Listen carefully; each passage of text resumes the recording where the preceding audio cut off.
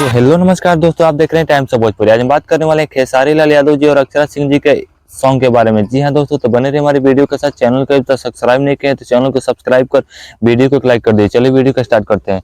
खेसारी लाल यादव जी और अक्षरा सिंह जी का एक साथ होली सॉन्ग आने वाला है, जिस सॉन्ग का बोल है रंग करिया, जो कि काफी लाजवाब और शानदार सॉन्ग होने वाला है। इस सॉन्ग को सारेगामा हम भोजपुरी से काफी जल्द रिलीज कर दिया जाएगा।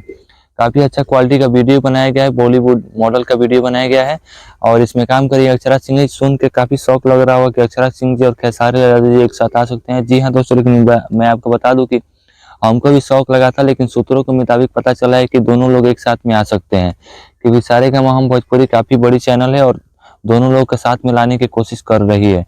हम सुन रहे हैं कि सॉन्ग का गाने का रिकॉर्डिंग हो चुका है, अभी वीडियो का रिकॉर्डिंग बाकी है। तो खेसारी लाल यादव और अक्षरा सिंह जी का सॉन्ग आना चाहिए नहीं, आप लोग कमेंट में जरूर बताइएगा। और ऐसे ही मजेदार खबरों के लिए आप हमारे चैनल